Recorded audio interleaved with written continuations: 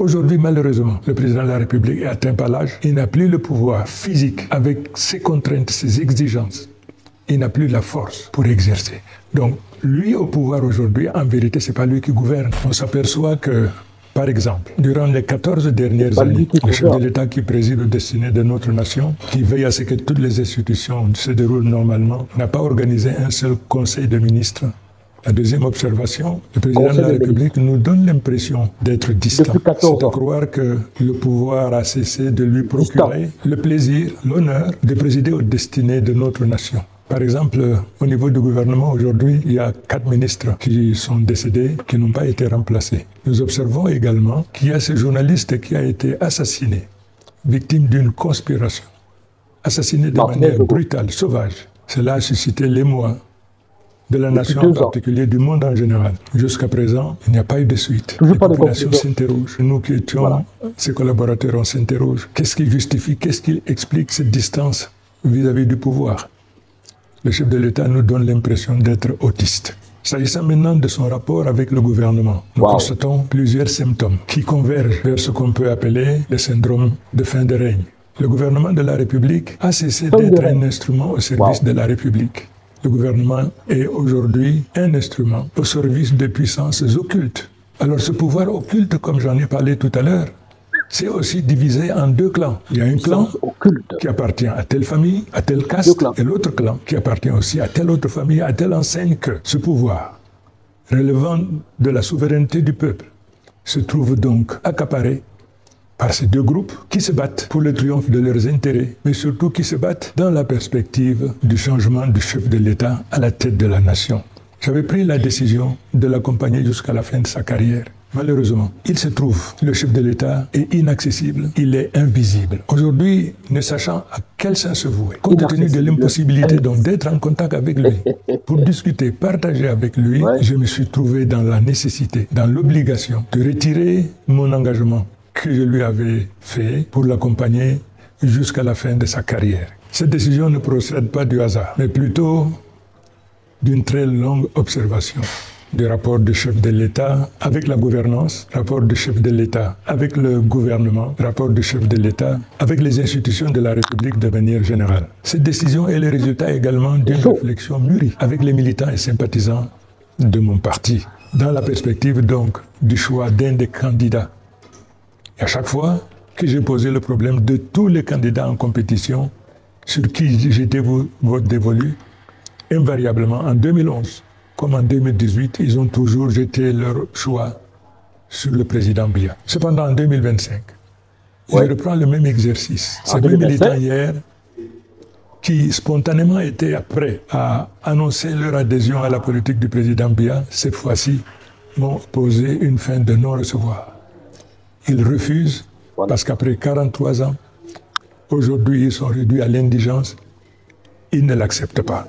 On ne gouverne pas une nation par procuration ou par délégation de pouvoir. Aussi longtemps que le président de la République était aux commandes et prenait des décisions qui étaient exécutoires, on peut dire, oui, il exerce le pouvoir. Le pouvoir qu'il exerce aujourd'hui, il l'exerce par procuration.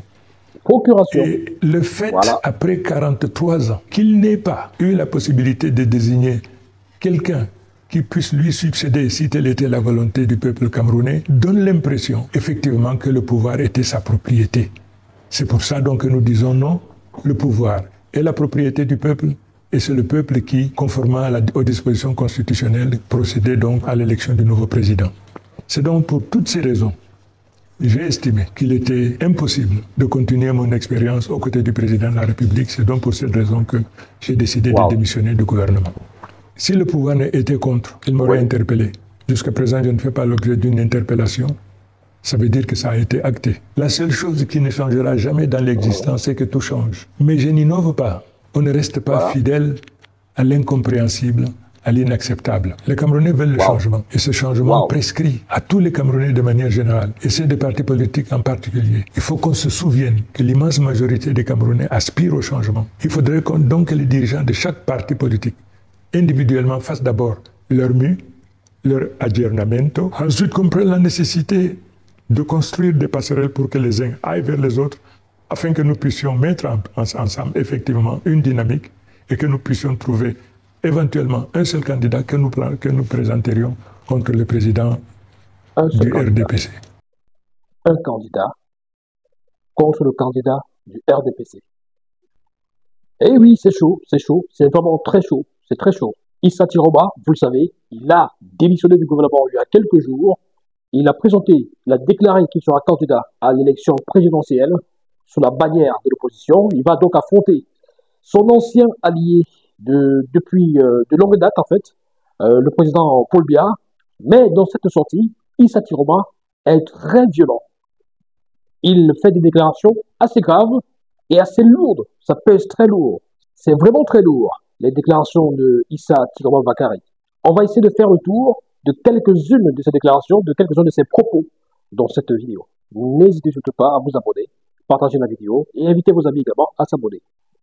On va essayer de parcourir, de survoler quelques-unes des déclarations fortes et chocs fracassantes de Issa Tiroba Bakary, qui a donc démissionné du gouvernement pour se présenter à la présidentielle comme candidat, ancien ministre des Transports, ancien ministre de la Communication et récemment ministre de l'Emploi et de la Formation professionnelle.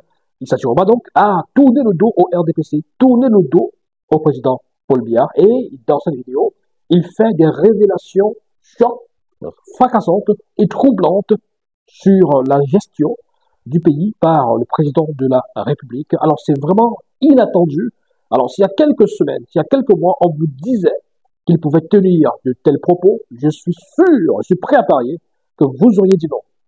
Ça relevait pratiquement de l'impossible, de l'inimaginable et de l'inconcevable, avec notamment ce passé récent de Issa Tiroba Bakary, qu'on connaissait comme pratiquement un laudateur, un pénitent du chef de l'État, un griot pratiquement du chef de l'État, avec sa formule consacrée. Cette formule-là qu'il aimait bien répéter sans cesse, ça avait la volonté du président Paul Biya, avec la volonté du président Paul Biya, selon la volonté du président Paul Biya. Bon, voilà. Il faisait d'ailleurs l'objet de quelques petites moqueries ou alors de petits clins d'œil de la part de certains comédiens, humoristes qui aimaient bien le parodier. Voilà. Alors, parcourons ensemble ces quelques déclarations assez troublantes et assez chocs qui s'exprimaient dans un contenu, dans une vidéo de Brut Afrique, diffusée sur la page Facebook de ce média africain. Alors, il entame cette vidéo par des propos assez forts. Le président de la République est atteint par l'âge. Il n'a plus le pouvoir physique avec ses contraintes, ses exigences. Il n'a plus la force pour exercer. Déclaration de Issa Tiroba Bakary, ex-griot entre guillemets du président Paul Biya, qui est en train de le lâcher petit à petit, au fur et à mesure. Il s'éloigne du président Paul Biya. Alors à ce niveau, il fait un constat qui peut paraître quand même clair pour les uns et les autres, à moins qu'on ait perdu de lucidité. Il faut quand même reconnaître, il faut quand même être honnête de se dire qu'avec l'âge, certaines choses ne sont plus évidentes et c'est tout à fait naturel. C'est pas un procès forcément contre l'âge du chef de l'État, parce que nous allons tous y arriver un jour ou l'autre, et c'est d'ailleurs une grâce même d'ailleurs d'atteindre cet âge-là. On n'est pas sûr que nous tous on pourra y arriver, donc c'est une grâce. Et je pense que dans ce genre de contexte, il faut être conscient et lucide du fait que plus l'âge avance, moins on a des capacités physiques et même mentales pour pouvoir gérer certaines situations ou certaines choses. Et le chef d'État aujourd'hui a atteint l'âge où, en principe, on peut choisir de se reposer tranquillement, de vivre une retraite paisible. Donc, venant de Issa Tiroba, c'est assez lourd, parce que quand c'est les autres qui le disent, on pense que c'est juste pour offenser, ou alors c'est un outrage au chef de l'État, que non. Voilà, c'est un constat tout simplement qui est visible, et on peut le remarquer à travers les cérémonies auxquelles le chef d'État assiste. On voit tout ce qui est mis en œuvre pour que certaines choses ne soient pas forcément visibles ou très perceptibles. Voilà, on se comprend. Donc, l'âge est déjà avancé et ça peut avoir des conséquences sur le plan physique et sur la gestion également de la cité. D'où cette précision, d'où ce constat de Issa Tiroba qui parle de pouvoir physique avec ses contraintes, ses exigences Voilà. Et il dit que le président n'a plus la force d'exercer. Alors, c'est lui qui le dit. Deuxième point que j'ai retenu, il dit, lui au pouvoir aujourd'hui, ce n'est pas lui qui gouverne. Ce n'est plus lui qui gouverne. Hein. Ce n'est pas lui qui gouverne. Lui au pouvoir aujourd'hui, ce n'est pas lui qui gouverne. Il estime que ce n'est pas le chef d'État qui gouverne. C'est lourd. J'ai dit, c'est vraiment du lourd. Hein. C'est vraiment du lourd. Il dit, ce n'est pas le chef d'État qui gouverne. C'est alors qui, à votre avis? Troisième déclaration, voilà, il dit, durant les 14 dernières années, le chef d'État qui préside de haut destinées de notre nation, qui veille à ce que toutes les institutions se déroulent normalement, n'a pas organisé un seul conseil de ministres. Là encore, c'est un constat que tout le monde peut faire. Ça fait longtemps que le chef d'État n'a pas organisé un conseil de ministres. Vous savez, le conseil de ministres, c'est une routine en principe dans des gouvernements et dans des pays sérieux. Le chef d'État s'entoure des ministres et de son premier ministre pour essayer de donner des instructions, de réfléchir sur la politique gouvernementale. Et voilà, parce qu'il y en a même qui disent que dans ce pays, il y a des ministres qui ne connaissent, enfin, que le président ne connaît même pas. Bon, c'est pas moi qui le dis, hein. Il y a des gens qui le disent. Parce que, voilà, depuis 14 ans, comme dit Satiroma, pas de conseil de ministres. C'est terrible. Et tout cela, ça peut aussi être dû au fait que le chef d'État n'a peut-être plus cette capacité-là de se mouvoir, cette capacité, cette énergie, la même énergie qu'il avait par le passé. Ça peut aussi être une explication. C'est une hypothèse. Il dit autre chose. Le président de la République nous donne l'impression d'être distant. Et le président de la République nous donne l'impression d'être distant. Vous pouvez faire le constat vous-même. Vous pouvez essayer vous-même de comprendre ce qu'il dit là. Est-ce que vous avez l'impression ou pas que le chef d'État est distant? Est-ce que vous le voyez faire des descentes sur le terrain, tout ça, être aux côtés des populations? Mais surtout, parce que là, il faut dire que Tiroma parle beaucoup plus de lui.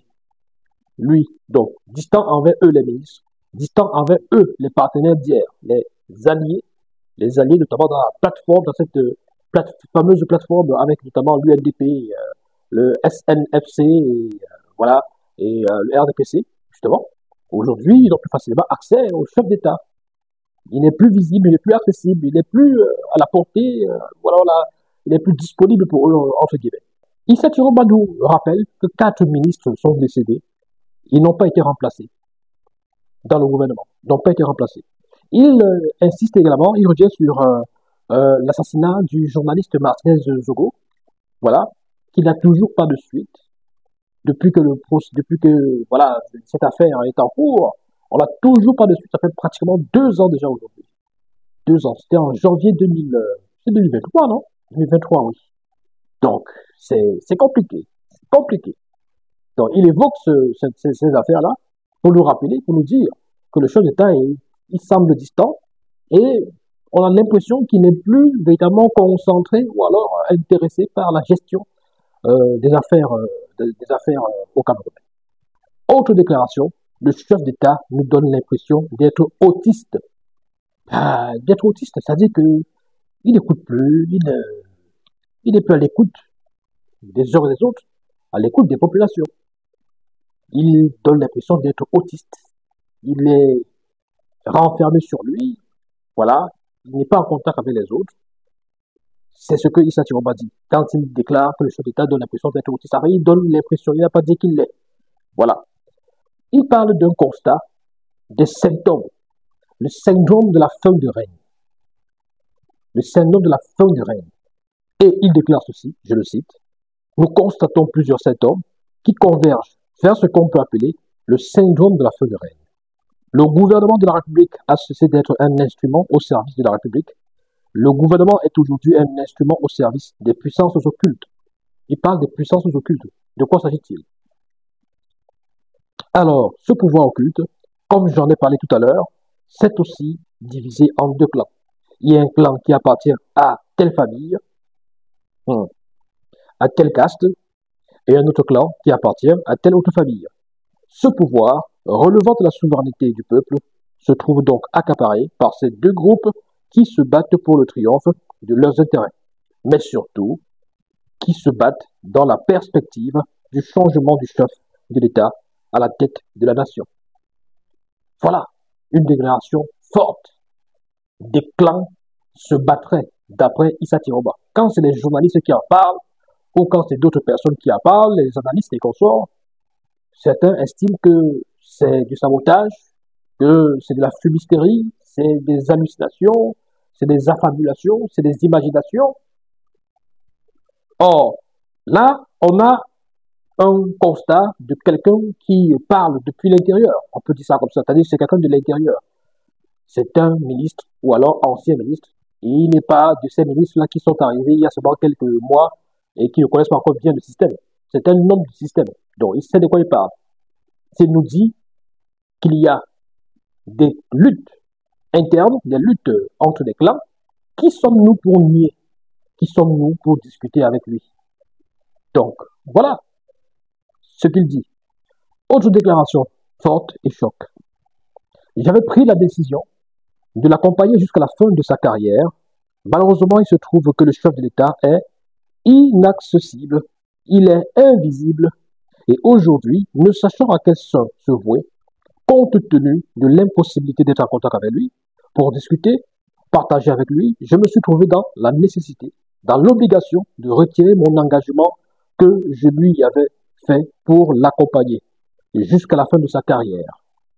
Cette décision ne procède pas du hasard, mais plutôt d'une très longue observation du rapport du chef de l'État avec la gouvernance, avec le gouvernement, avec les institutions de la République de manière générale. Il avait pris sur lui la décision, la ferme décision de l'accompagner jusqu'à la fin de sa carrière. C'est pour ça que, faisant partie de son gouvernement, il chantait ses louanges, matin, midi, soir. Quelle est la volonté du chef de l'État, du président Paul Biya, selon la volonté du président Paul Biya, selon la volonté du président Paul Biya. Donc, on se rappelle de cette sorte de récitation. Aujourd'hui, donc, vu le contexte, le président de la République étant inaccessible, invisible, pour discuter, pour échanger, on a l'impression qu'il y a une autre personne ou d'autres personnes qui tiennent la manette et comme on a l'impression que ce n'est plus le président de la République qui est encore au contrôle du pays, on préfère se retirer et pourquoi pas affronter le président ou alors affronter ceux qui seront devant. Bref, chacun peut se faire sa propre interprétation par rapport à cette déclaration. Mais Issa Tiroma Bakary, mais c'est lourd, c'est très lourd. Et ça va beaucoup faire parler parce que je rappelle que cette sortie a été rendue publique ce lundi aux environs de 21h. Voilà, la vidéo est très virale sur la toile et ça fait déjà beaucoup de dégâts, ça fait jaser. J'imagine que ce mardi, tout le monde en parlera et ce sera terrible. Ça va faire un effet boum. Issa Tiroma va plus loin et se fait beaucoup plus violent et plus virulent, sans pitié, très tranchant, lorsqu'il déclare ceci, et je le cite, « On ne gouverne pas une nation par procuration ou par délégation de pouvoir. » C'est du lourd, là. Ça, c'est du lourd. Parce que là, il est pratiquement dans l'affirmation. Il dit qu'on ne gouverne pas une nation par délégation de pouvoir ou par procuration. Comme pour dire, de façon terre à terre, que le président, apparemment, gouverne par procuration, donc il gouverne à travers d'autres personnes. Il est assis quelque part, ou couché quelque part, il se repose tranquillement, et c'est d'autres personnes qui gouvernent en son nom. Il appelle souvent pour lui dire que je fais comment, son excellence, je fais comment, il fait comment. Et lui donne juste les instructions, il dit faites ça, débrouillez-vous là-bas, je m'oppose. Donc, c'est lourd. Et s'il le dit, lui, Issa Tiroma, ministre de son État, et partenaire, allié du président Paul Biya, dans la plateforme, dans le cadre de la plateforme avec notamment l'UNDP et consorts, il sait de quoi il parle. J'ai envie de dire qu'il sait de quoi il parle. Donc, Issa Tiroma nous fait savoir que c'est pour ces différentes raisons qu'il a estimé qu'il était impossible de continuer son expérience aux côtés du président de la République. Et c'est donc pour cette raison qu'il a décidé de démissionner. Et pour sortir, pour clôturer avec justement ce petit tour d'horizon de cette déclaration de Issa Tiroma Bakari, il déclare ceci, je le cite, la seule chose qui ne changera jamais dans l'existence, c'est que tout change. Mais je n'ignore pas, on ne reste pas fidèle à l'incompréhensible. Vous écoutez ça? On ne reste pas fidèle à l'incompréhensible. C'est-à-dire que quand quelque chose est incompréhensible, on ne peut pas, on ne doit pas y rester fidèle. On ne doit pas dire que, bon, voilà, euh, parce qu'on a décidé, on avait choisi d'accompagner cette chose, quand ça devient incompréhensible, on ne reste pas fidèle. Donc, il continue. On ne reste pas fidèle à l'incompréhensible, à l'inacceptable. Donc, pour lui, c'est inacceptable, ce qu'il voit aujourd'hui. Les Camerounais veulent le changement, et ce changement prescrit à tous les Camerounais de manière générale, et ceux des partis politiques en particulier. Il faut qu'on se souvienne que l'immense majorité des Camerounais aspirent au changement. Il faudrait donc que les dirigeants de chaque parti politique, là il parle de l'opposition, individuellement, fassent d'abord leur mieux, donc leur changement, voilà, leur aggiornamento, voilà, ensuite comprennent la nécessité de construire des passerelles pour que les uns aillent vers les autres, afin que nous puissions mettre ensemble, effectivement, une dynamique et que nous puissions trouver éventuellement un seul candidat. Donc, un seul candidat qui va challenger le RDPC, qui va challenger le candidat du RDPC. À ce niveau, Issa Tiroma Bakari, ministre démissionnaire et candidat déclaré à l'élection présidentielle, suggère aux partis d'opposition de se mettre ensemble et peut-être d'en choisir un. Voilà. Donc, voilà, c'est par là qu'il chute. C'est par là qu'il chute parce que il propose que les partis d'opposition puissent se mettre ensemble, créer une dynamique afin qu'on puisse en choisir un. Voilà quelques fragments de cette sortie de Issa Tiroma, une sortie très lourde, très violente, très brûlante également, qui fait jaser déjà toute la toile. À ce niveau, ça ne blague plus. À ce niveau, ça ne blague plus. On est déjà rentré vraiment dans le jeu politique. On est rentré déjà dans voilà la réalité de la campagne préélectorale. Ça va faire beaucoup de buzz. Ça va beaucoup cogner pendant cette campagne. Voilà. Alors, on peut prendre cette sortie de Issa Tiroma sous deux angles, sous deux prismes, j'ai envie de dire. Soit il est sincère et il a vraiment fait le diagnostic, ou dirais-je, ou devrais-je dire, l'autopsie de la gestion du régime RDPC depuis 43 ans. Il a vu les dégâts, notamment dans sa zone d'origine, parce que voilà, il est originaire du Septentrion. Vous savez que tout a commencé de ce côté-là, avec notamment des déclarations qu'il a faites il y a quelques semaines, de ce côté-là, où il commençait à critiquer déjà le régime, et on s'étonnait, on était surpris de se rendre compte qu'il le faisait avec une certaine virulence. Voilà. Donc, soit il est sincère et il se soucie vraiment du peuple, des populations, il veut que ça change, il veut qu'il y ait une amélioration, il veut qu'il y ait un changement à la tête du pays véritablement.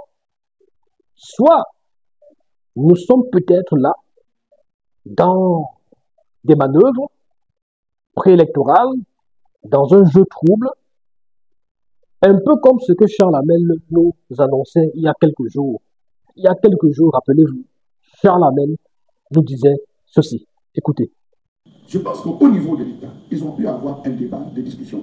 Et je parlais que ces discussions ont eu lieu entre la fin du mois de mai et le début du mois de juin, où ils se sont dit, stratégiquement parlant, au vu des actions du professeur Maurice Kamto, au vu des actions de est-ce que nous ne pouvons pas poser, il faudrait que nous posions un acte fort pour convaincre le mental des populations de cette zone que nous voulons rompre définitivement. Nous avons eu des courriers où les gens ont accusé directement en disant depuis que vous êtes à Yaoundé, à quoi ça nous sert, nous avons milité, nous sommes là. Il y a eu des transhumances politiques, les gens sont partis de partis XAL. Dans la stratégie des bon, il faudrait que l'un d'entre vous, suffisamment aimé, suffisamment populaire, suffisamment présent, lance le champ de la discorde. C'est ce que je parle. On a dit, tu peux parler parce que toi, Vélo, tu es le ministre de Yaoundé. On ne te sent pas trop. On ne te sent pas trop dans cette affaire. On a envoyé Issa Tiroma qui venait d'être installé. Tiroma du palais de l'Amina de Galo. Il venait de saluer Chiroma. Vous savez, Chiroma, c'est un porte-parole. Il descend, on dit, on va canaliser. Deuxième chose, Issa Chiroma ne pouvait pas faire ça sans avoir l'aval de l'Amida. Parce que là encore, il faut dire que ce pouvoir est contrôlé par l'Amido. Que même, et n'oubliez pas que vous pouvez prendre une décision comme celle-là, on vient à peine hier d'installer de l'Amido de Garoua comme étant membre du comité central de l'RDPC. C'est en front line, déjà, avec ce membre du comité, ça va être encore la pointe de l'Amido de Garoua. Le voilà qui va, on dit, je descends. Il essaie de faire le premier discours test, pour voir l'ampleur. Vous savez, c'est un faux stratège. Issa Chiroma, pour ceux qui ne le savent pas, c'est un faux stratège. Sauf que nous, après, on a dit qu'on se rend compte que c'est une comédie politique. Il faut passer par des actes. Et sur ce plateau, on dit la première chose aurait été officiellement actée par une démission. Il fallait qu'il démissionne. Il a écouté, parce qu'il aime bien ça, lorsqu'il lance, il fait écouter. Il a écouté, c'est micro d'accord. Passons au plan second, la démission. On démissionne. Lorsqu'on décide de démissionner du pouvoir, il faudrait qu'on nous donne la possibilité d'avoir le langage franc. Parce que les prochaines semaines vont être dures. Par rapport aux phrases. Il va devenir plus critique. Plus virulent. Il va devenir plus virulent comme on a connu dans la période, comme on disait sa période de dèche. Parce que le ministre Chiroma a connu une période de dèche. À un moment donné, c'était vraiment chaud sur le ministre Chiroma. On le voyait sur tous les plateaux, tous les jours. Thierry avait tout un tas de livres. Il venait critiquer le système. Vous vous rappelez à cette époque. Il va descendre, il va reprendre son même langage. L'objectif, c'est quoi? Améniser, sinon diviser, sinon diminuer, sinon éparpiller les voix que l'opposition pourrait avoir. Vous allez voir des alliés politiques satellites qui vont être poussés en disant, bon, toi, tu avais nous, tu es un allié. Créez maintenant un fonds. Les autres ont créé l'APC. Allez nous créer un fonds. Vous avez quoi? Une plateforme. Allez créer une plateforme de réflexion. Oui, vous vont jouer une plateforme. Vous allez vous rendre compte que certains partis satellites vont dire désormais, nous sommes avec le ministre Thilo. Ils vont descendre, ça va être financier. Il y aura un boom dans ce sens qu'ils vont chercher à atteindre les différentes voies. La population des Serbes aura l'impression qu'ils sont Thilo. Il n'a jamais trahi. Qui? Ou elle n'a jamais trahi. Et avec elle. Ils vont rentrer en se disant, oui, pourquoi ne pas choisir cette voie? S'inscrire dans cette voie, décidément, pour pouvoir engager. Ils vont se rallier au camp, ils vont aller au vote. À la fin, vous allez voir, vous allez voir compte qu'on va réussir à éclater une tirade. Je n'ai jamais trahi. Il fallait être bête pour ne pas voir que le chef de l'État restait le meilleur gaz de sécurité, le meilleur gaz de prospérité pour le Cameroun. Nous voulons tous un Cameroun prospère. Je donne les voix au président Paul Biya. On va classer le Nord en tête, le chef de l'État premier. Le deuxième sera chasser sur position, spéculation. On prendra l'élite du Nord, il voilà un deuxième. Et peut-être si Maurice Kamto réussit à passer en troisième position en disant, nous avons réussi le Nord, puisque le Sud a tourné le dos, le Nord reste un bastion imprenable. En politique, tout est possible. Absolument tout. Tout est possible, absolument tout. Ce qu'on va vous dire, et qu'on ne cessera jamais de vous dire, soyez vigilants. Restez vigilants et concentrés. Ne vous laissez pas distraire. Faites attention. Continuons à aller nous inscrire sur les listes électorales. On ne sait jamais. Allez, que pensez-vous de cette sortie de Issa Chiroma Bakary? Une sortie fracassante qui a surpris une bonne partie de la population. Vous avez la possibilité de laisser vos réactions, vos réflexions, vos analyses et vos avis en commentaire. N'hésitez pas à partager la vidéo. Abonnez-vous si vous n'êtes pas encore abonné sur la chaîne YouTube et TikTok. Voilà. Et invitez également vos amis à s'abonner. Activez la cloche de notification pour ne rien rater, ne rien manquer de nos différentes publications. Allez, ciao, ciao. Bye bye.